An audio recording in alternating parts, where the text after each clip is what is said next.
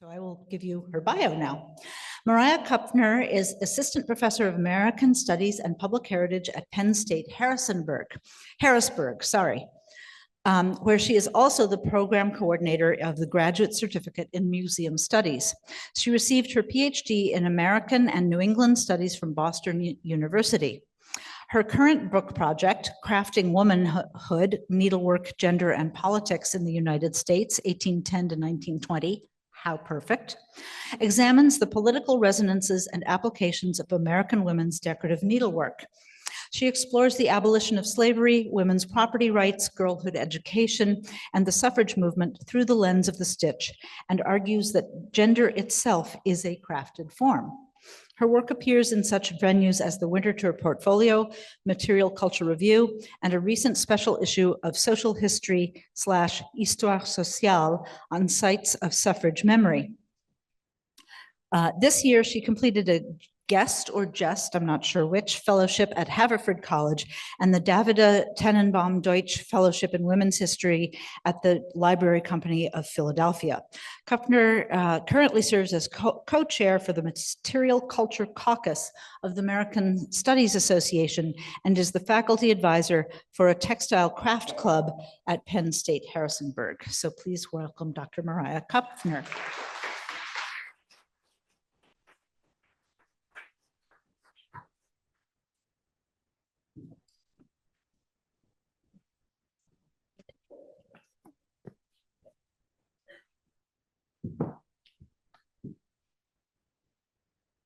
Thank you, Alden, for such a lovely introduction and for bringing us all together, and to Sarah for making everything happen. Thank you. I'm delighted to be here. Can I be louder? Is that good? Better? All right. So as Alden said, this is part of my forthcoming book project, Crafting Womanhood. And the story that I'm going to tell you today about Sarah Shimm's sofa is a portion of one of the chapters. And so I'm excited for your questions and your feedback and resources as I keep thinking through this wonderful sofa.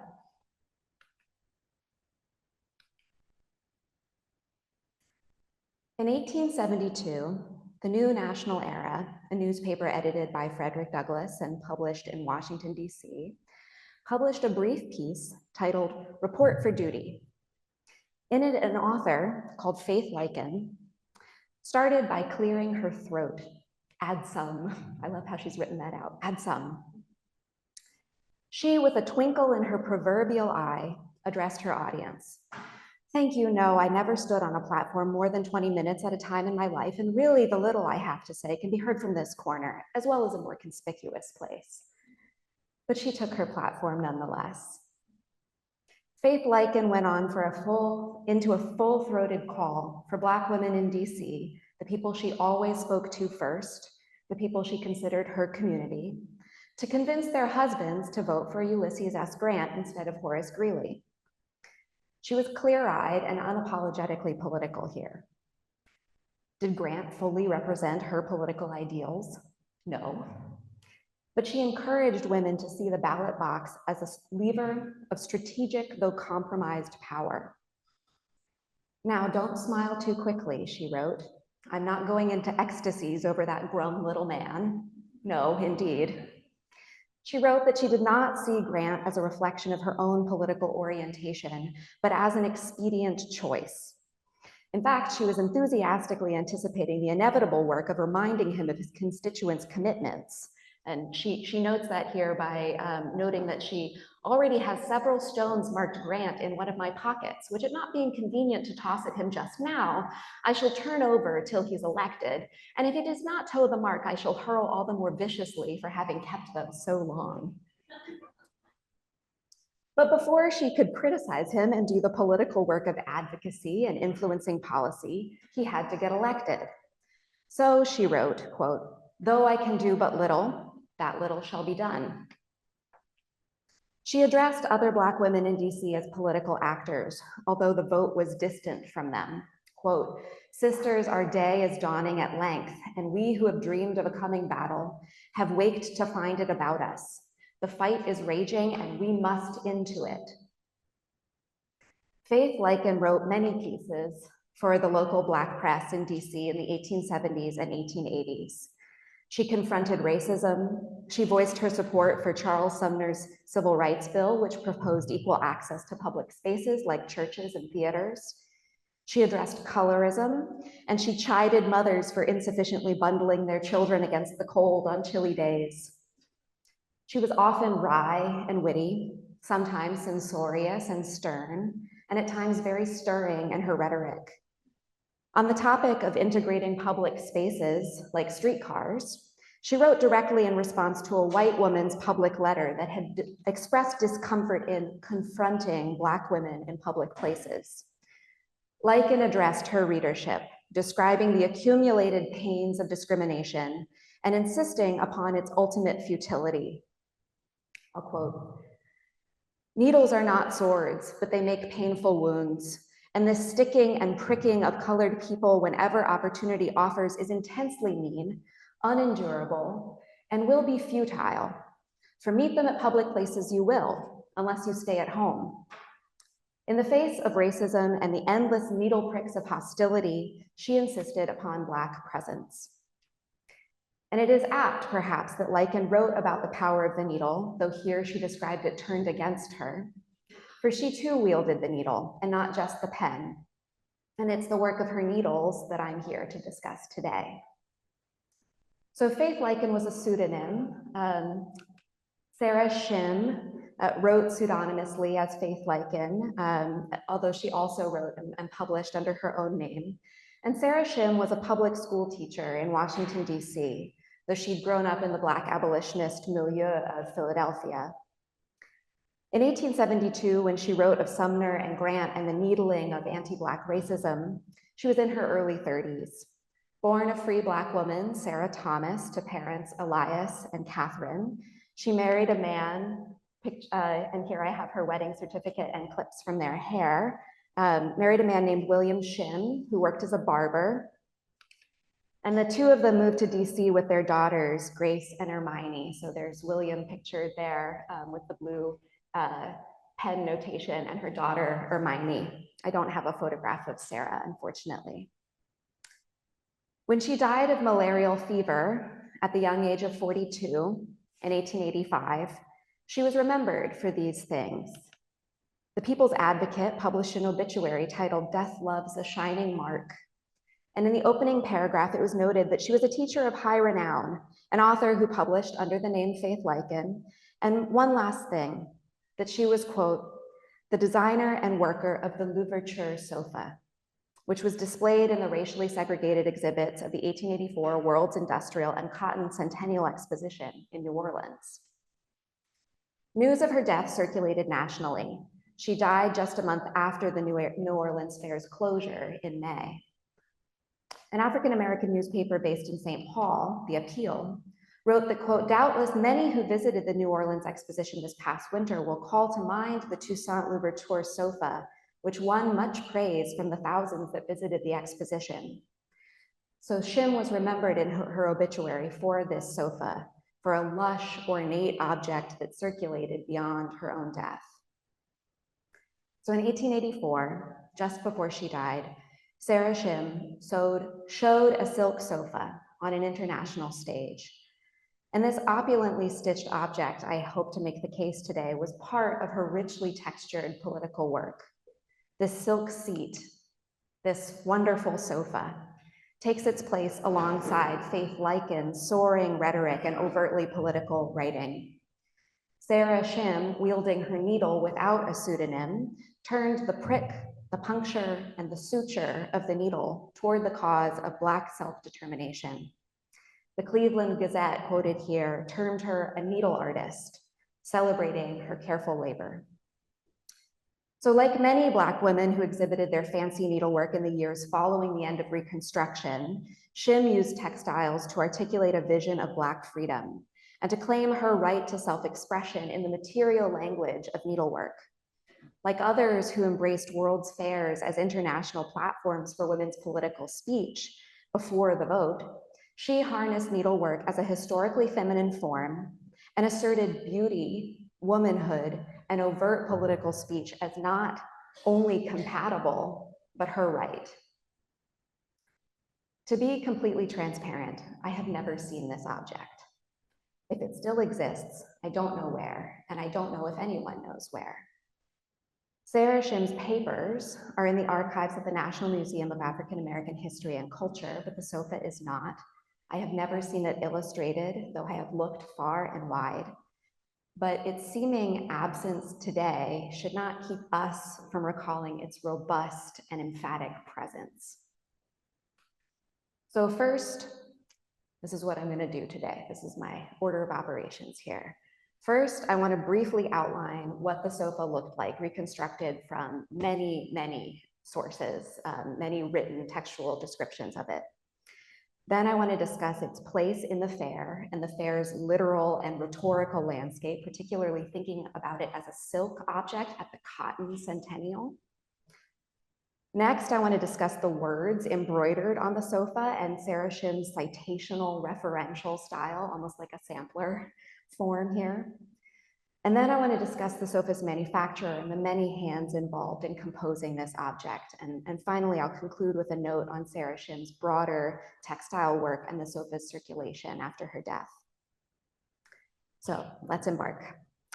This was, as newspapers proclaimed, quote, a wonderful sofa, quote, historical in conception and beautiful in design. It was richly described by papers in Cleveland, New Orleans, Washington, D.C., and Louisville, as well as in a book by a U.S. commissioner and fairgoer from Iowa City, Herbert Farrell. This was a sofa made of ebony or perhaps ebonized wood and inlaid with gilt. It was upholstered in old gold plush, a textile with a long, soft nap, with several oval panels of pale blue silk inset into the upholstery. These blue silk panels, this is what I have kind of mocked up to help us try to think about what this may have looked like. These blue silk panels were outlined in red crewel stitches and embroidered in red silk etching style with 6 scenes. I've done my best to create a schematic of the design based on these synthesized descriptions from several accounts. I'll come back to this. So Herbert Farrell, this commissioner from Iowa City that I mentioned who traveled to the fair, recounted his experience and took the time to carefully detail this object. He wrote that, quote, one of the most remarkable exhibits was a history of Haiti embroidered in silk work. It took him a full paragraph of lush description to even mention that this history of Haiti was in fact rendered on a sofa. So this was the L'Ouverture sofa. This was Sarah's work. The year was 1884, and Sarah Shimm chose to embroider this piece of fine parlor furniture with scenes from the Haitian Revolution and images of Toussaint L'Ouverture, who had died over 80 years earlier. She chose to invoke this history and bring it into the space of the New Orleans World's Fair, turning her needle to the task. The Haitian Revolution was a long and complex series of conflicts stretching between 1791 and 1804, in which formerly enslaved people fought against French colonial rule in Saint-Domingue, as it was called, what is now Haiti. Toussaint L'Ouverture, himself formerly enslaved, was a general who emerged as a military figure and then as a political and ideological leader. Although he was ultimately captured and died in a French prison, this was not the end of Haitian resistance. Saint-Domingue was officially declared independent in 1804 and renamed Haiti after the indigenous Arawak name. L'Ouverture became an important figure in global Black nationalist thought and a potent reference for many anti-slavery activists in the United States in the 19th century. So Sarah Shimm likely grew up reading stories about L'Ouverture as a figure of Black self-determination. But Toussaint here is not in a storybook. The sofa is emphatically material, persistently three-dimensional. On the sofa's front, here, where one's back would touch the sofa's surface when seated, were 3 embroidered scenes in red silk etching style embroidery. So in the 1880s, etching style embroidery echoed the form of print work, emphasizing outline and often including inks or watercolors to help fill in stitched scenes. But of course, it was not print. And this is part of the point of Sarah's work, right? This is not print. Shimm's sofa luxuriated in a multiplicity of textile forms: plush upholstery, silk paneling, raised stitches. And these composed scenes are raised up from the surface, inviting viewers to consider their full materiality. So these scenes included wide-ranging images that ran the course of the revolution, from Toussaint's rising revolutionary consciousness and his preparations joining the fight and the battlefield itself. So he was shown on these oval medallions, meeting with a delegation of other revolutionaries as he worked in the cane fields, helping his former enslaver escape before joining into the fray in the final panel. And here in the final panel, soldiers, in the words of one newspaper account, were depicted, quote, only the width of a bayonet for their distance apart. So Shimm's stitched words frame the battle as an opening. So you can see here underneath the battle theme, she's stitched L'Ouverture, L'Ouverture, the opening, the opening. The descriptions of these panels are lush, describing the figures, quote, wrought in crimson crewels on a groundwork of blue satin and framed in a setting of old gold plush of rare shading and rich texture. But on the back of the sofa, she embroidered 3 more scenes. One, a sunrise over Haiti with scores of French ships in the harbor, their sails marked with a fleur-de-lis. Beneath this scene, the stark words embroidered, all France has come to enslave Saint Domingo. On the far right, a scene of L'Ouverture imprisoned by the French, wrapped in a blanket and shown behind iron bars in the prison where he ultimately died, in Castle Jou, in the French Jura Mountains on April 7th, 1803. That silk panel's embroidery may have been inspired by lithographs that circulated, dramatizing the scene of the revolutionary leader's demise. So here I've written out kind of narratively what we might have expected to see in these panels. And I wonder if she derived her image of Louverture's death from this lithograph that circulated. In the center of the sofa is the only image with a clear provenance. Sarah Shimm worked a portrait of Louverture based on an illustration by Marcus Rainsford, likely the one that was included in his 1805 text, an historical account of the Black Empire of Haiti. Above Louverture's portrait, Shimm embroidered the words, first of the Blacks. This sofa was described as a tete-a-tete sofa, an intimate seat for 2 to spark close conversation. Some sofas described in this manner were actually kind of 2 conjoined chairs in a serpentine style, so you can see that on the right, positioning to look at one another face to face. From textual descriptions, I don't think that Sarah's sofa was in this form. It wouldn't have conformed nicely to the panel structure that she was using. It seems to have had instead one extended front and one back rather than this kind of twisting serpentine form. But it was small and it was intended for conversation. And we might imagine what it felt like to sit upon this sofa, to be held by these images and to have one's body slightly angled towards a sitter near you. Sarah Shimm's sofa invited people into the narrative. This history was not the inaccessible past. It had texture, you could touch it. A final visual detail adorned the sofa, and sometimes this is described as being on the edge, and sometimes it is described as being on the center point between the seat and the satin puffs of trimming. But what we know for sure is that there was a small eclipse form that Shimm had rendered on the sofa, in which she embroidered the flags of Saint-Domingue under French colonial rule, and then the flag of free Haiti crossed. And between those 2 crossed flags was an open hand on which she embroidered the United States stars and stripes stitched into the open palm. So if Shimm's argument was not clear before, this made it readily apparent. She was connecting freedom struggles across oceans. For her, Black freedom was not just a story of the end of slavery in the United States, and it was not just a story of Haitian independence, it was a global story of self-determination. And this statement was all the more pointed and radical for its placement at the World's Fair in New Orleans in 1884. So I want to zoom out for a moment here and think about the context of the fair, to kind of draw our eyes away from this gleaming object to think about the broader landscape.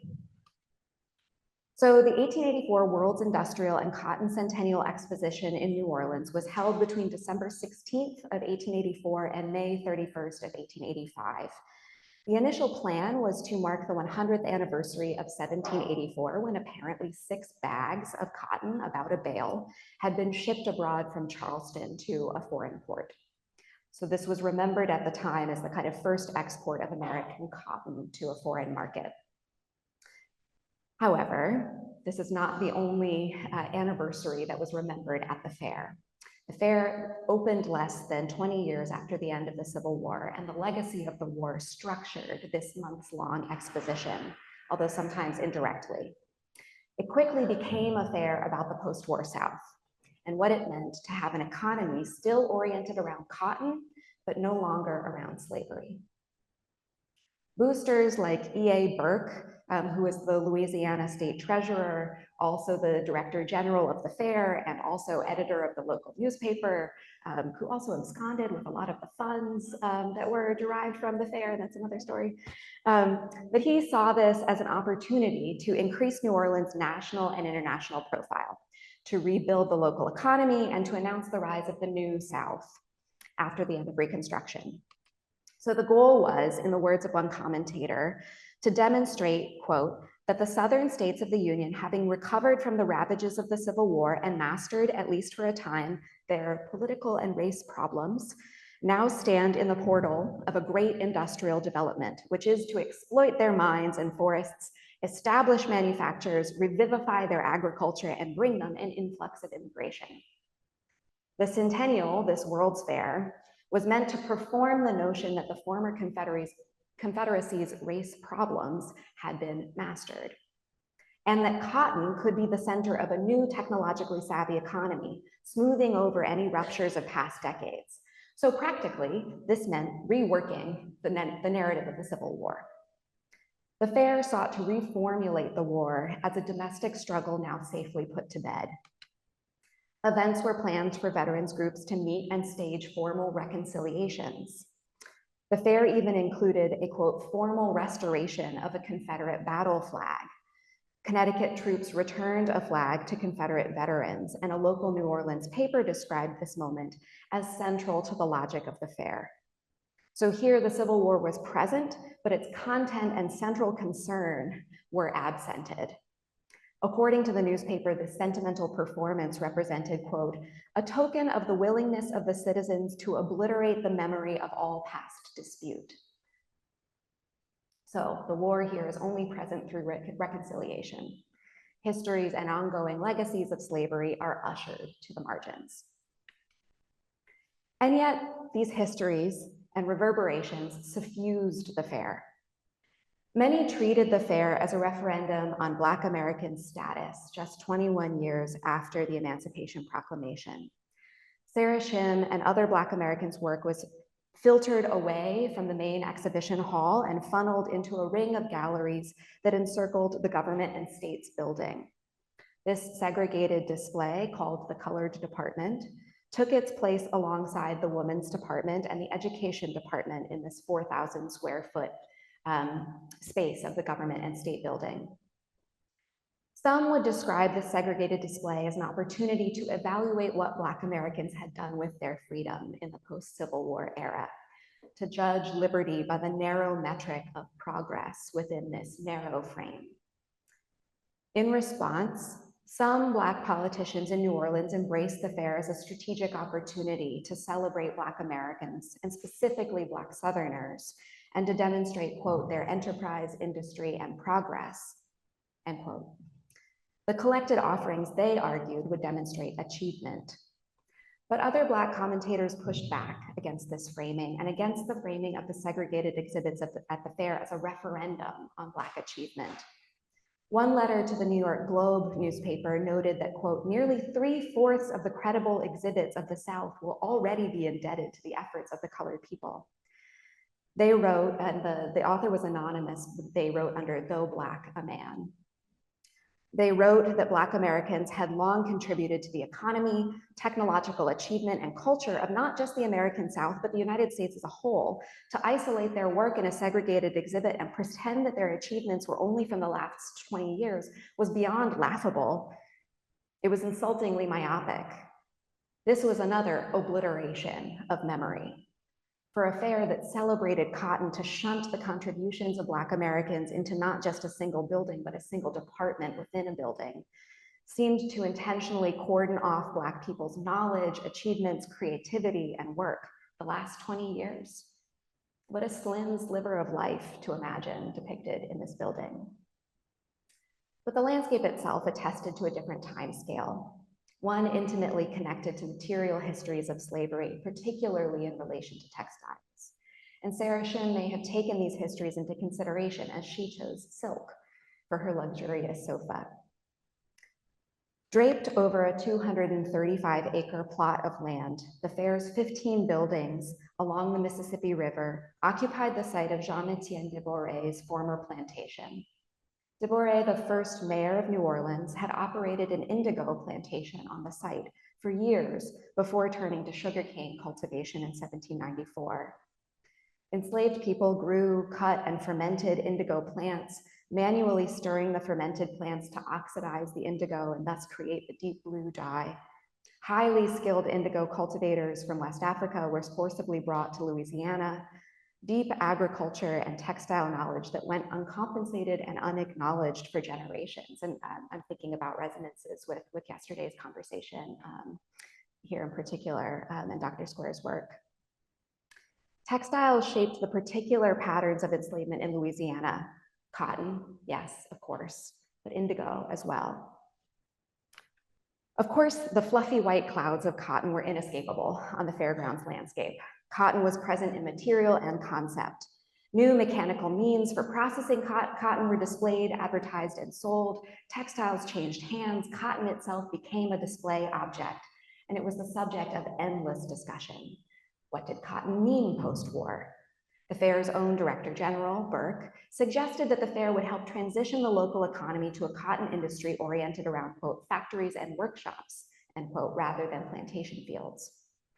But when Burke and others talked about what to do about New Orleans and cotton, they were talking about race.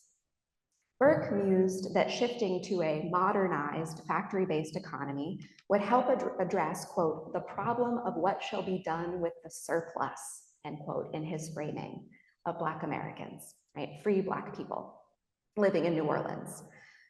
Others wrote that by turning to factory labor, the South might continue to exploit what they described as, quote, the connection that naturally exists, end quote, between Black Americans and cotton. They hoped that the new South, organized around factory labor, would continue to maintain control over a Black labor force, right? Moving people from fields to factories. On this landscape, where much of the conversation about cotton was a conversation about solving the problem of free Black presence, where the conversation about the segregated exhibit for Black Americans was about this narrow frame of recent achievement, here Sarah Shimm chose not to make a cotton object. And she chose not to make an object about the last 20 years of freedom, or about the Emancipation Proclamation, or about the war. And instead, she made this silk thing that radically reoriented the logic of the fair and looked to a long history of Black resistance, self-determination, and nation building. Sarah Shimm's silk sofa worked against the grain. She was not presenting a cotton object easily absorbed into the fair's narrative about a transformed Southern economy. Instead, she turned to the idiosyncrasy and luminosity of silk.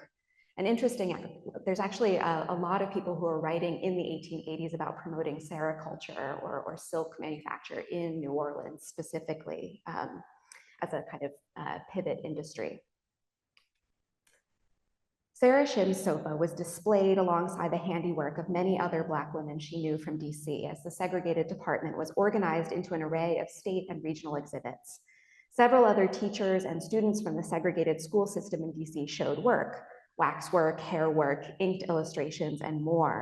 Satin banners painted and embroidered with bucolic scenes, pastels of local superintendent of public schools in DC, a Kensington needlework picture of a stork and cattails in an electric blue plush frame.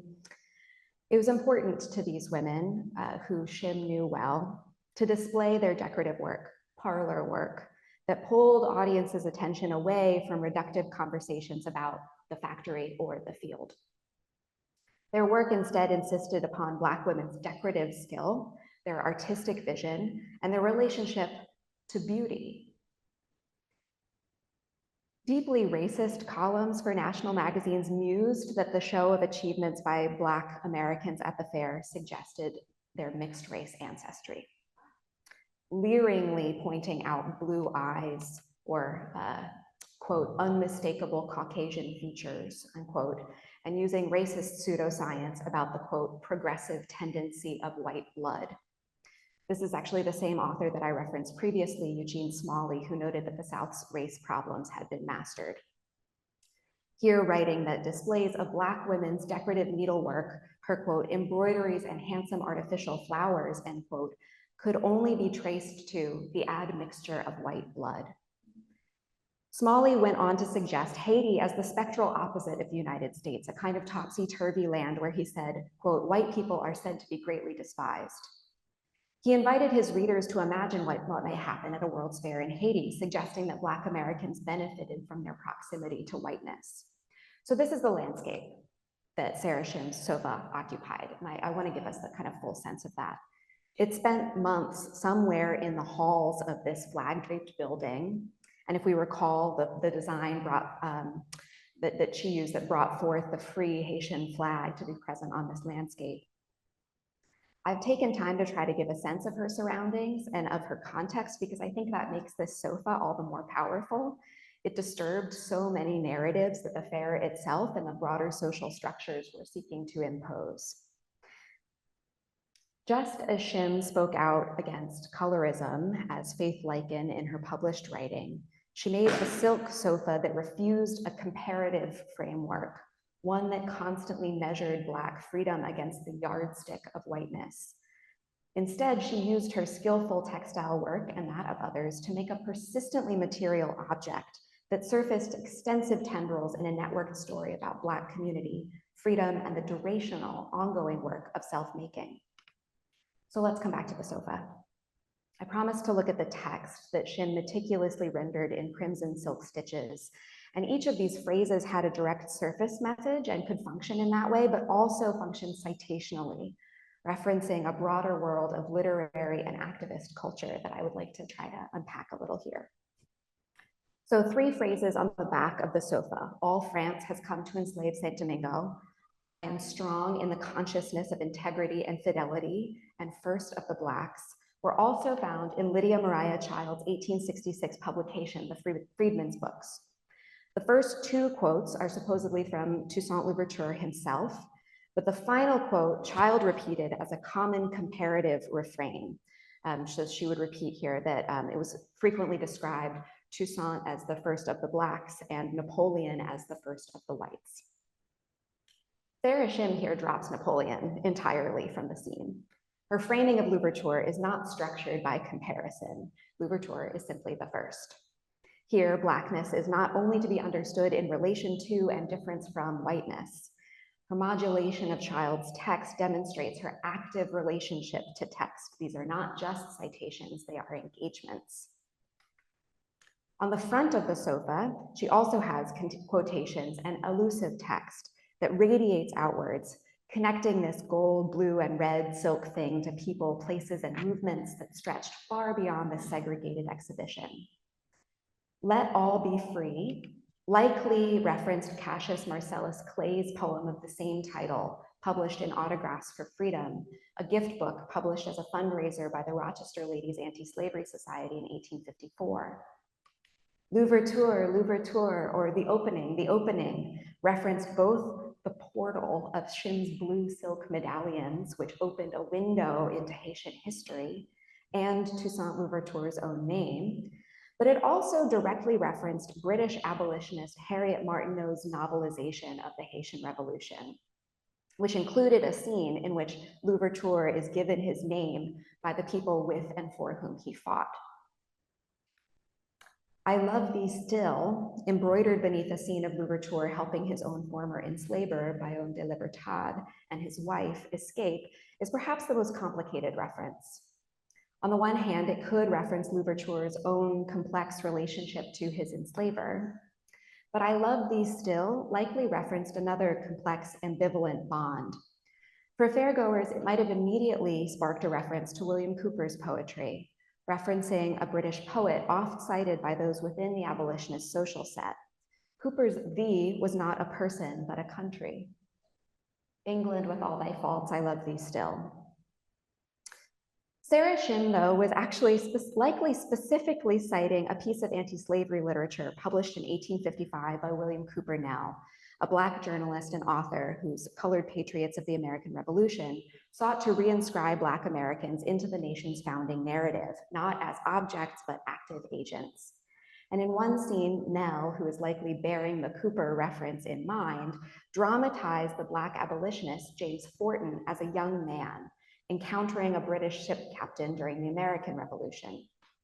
The captain offered Forten, then enslaved, his freedom in exchange for his loyalty to the British crown. And in a romantic narrative here, an imagining, Forten cries out a commitment to his country and its deeply imperfect articulations of the ideals of liberty. Quote, "America, with all thy faults, I love thee still." Nell went on to note that for this act of fierce patriotism and commitment to the principles of freedom that his own country would not yet apply to him, that Forten deserved a monument that would, quote, place him above the noblest of the Caesars, a monument towering above that which a Bonaparte erected.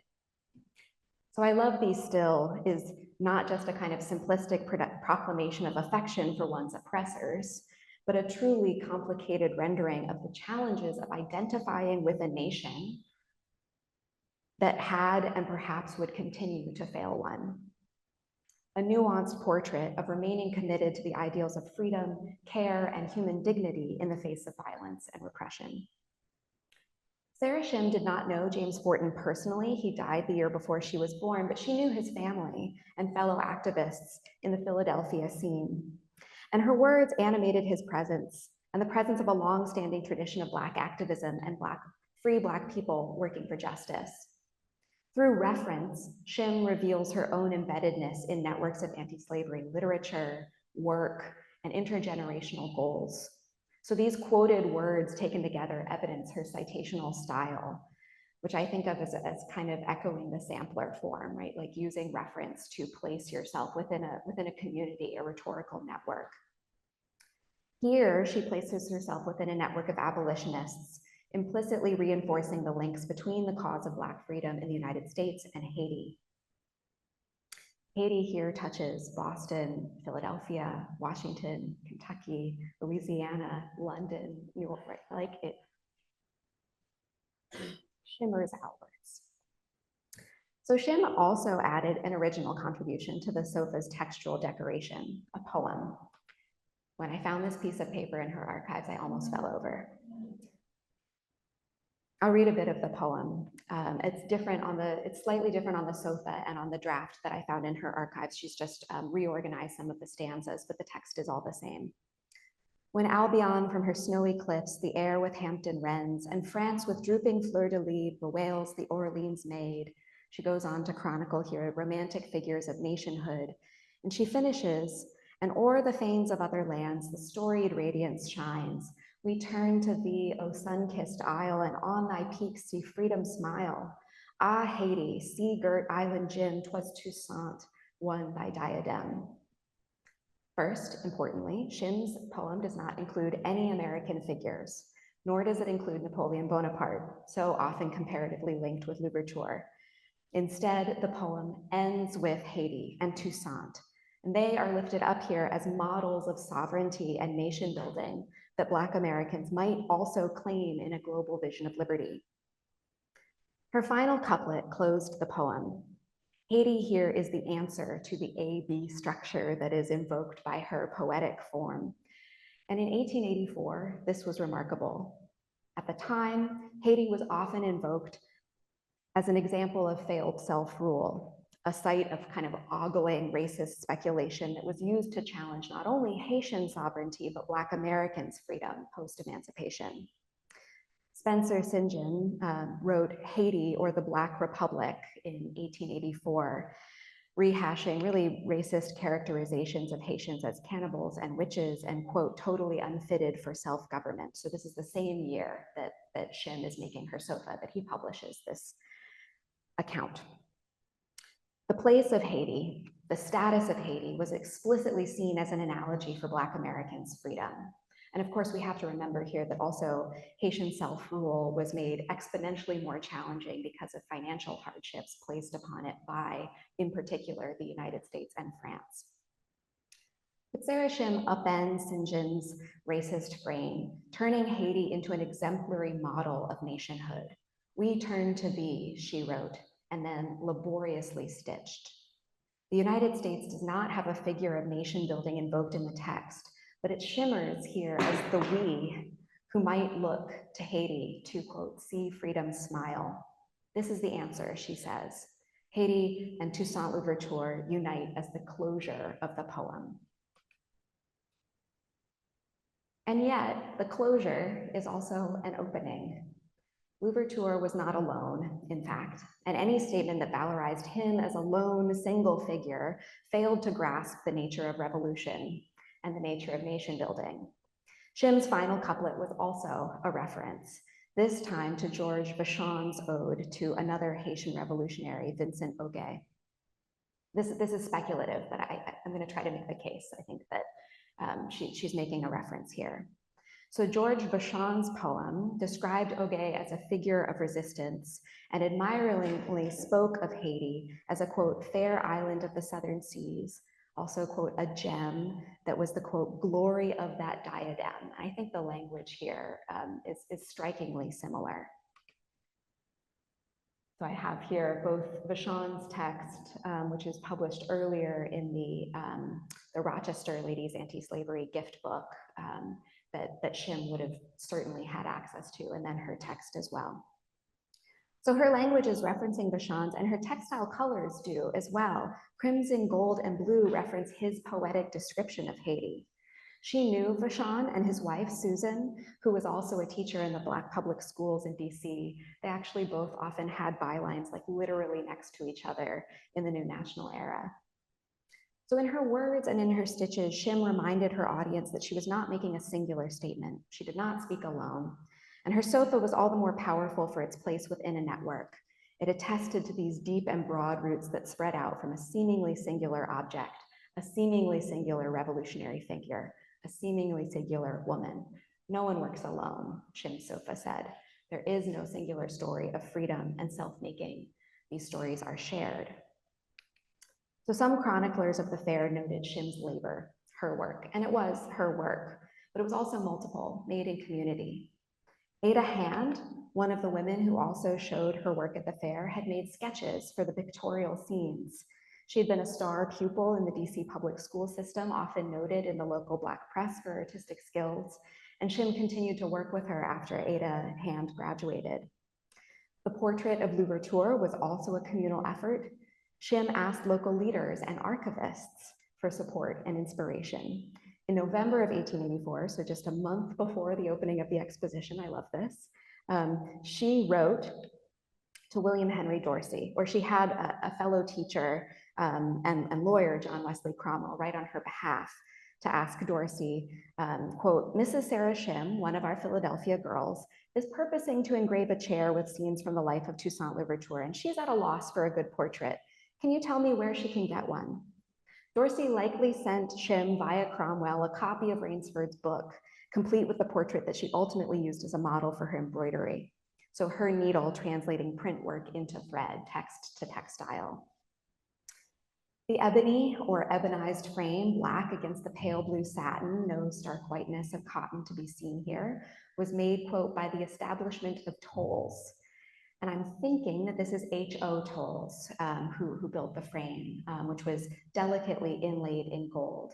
H.O. Tolles was a furniture dealer and contractor. They were particularly known for their walnut and oak furniture in DC, but they certainly could have made a commissioned frame like this and may have assisted with the upholstery, although Shimm was a very talented needleworker and may have done some of this herself too. Both ebony and gilt were quite fashionable at the time. James Garfield's wife, Lucretia, had just refurbished the executive mansion in 1881 when they moved in, and she'd chosen ebony furniture decorated with gold and silver leaf. So Shimm was using very current aesthetic language to animate this historical narrative.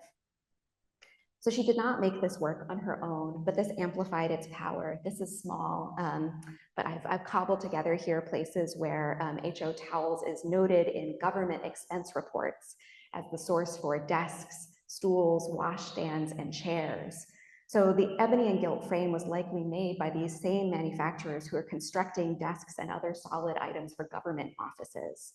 She turned this wooden frame, this wooden material to other ends while linking her efforts with those who occupied other seats of power. Sarah Shimm's work, I'm wrapping up here, this is our final phase. Shimm's work lived on beyond her. It was displayed at a fair of Black industrial and technical achievement in DC months after her death, displayed again alongside Ada Hand's work and that of others that she had known and worked with. Just as pointed and politically vocal as any of her writings, her stitched sofa entered into a long line of Black women's political needlework, referencing the anti-slavery quilts. I'm grateful to Lynn Bassett's work. I talk about a lot of those quilts and think about them myself. So I think she's referencing the tradition of the quilts and pincushions of her parents' generation, thinking through the public displays that suffragists and many other Black women advocating for civil rights, I've depicted here Nannie Helen Burroughs and Nettie Asbury, whose stories I think about, both harness needlework display as a medium of political expression at national and international fairs in the early 20th century. So the smooth, soft surface of silk and the traditional associations with a pull of thread through textile ground are harnessed here for transformative ends. Her sofa asserted that women's work was also the work of memory, of revolution, of making history, that needles could be put to political, expansive, and beautiful ends, that they could preserve histories and evidence networks of skillful making. She had long stitched. This was a medium she knew well. Her archives are full of receipts for her textile purchases, and she's remembered for her needlework, her silk sofa, but also for her efforts to bring sewing into the curriculum at the Hillsdale School, where she taught in what had been a freedmen's town established by the Bureau of Refugees in 1868. She may have written that, quote, "Needles are not swords, but they make painful wounds." In her sofa and in her committed communal work, she suggested that they did not make just wounds. Needles, perhaps like L'Ouverture himself, could make openings.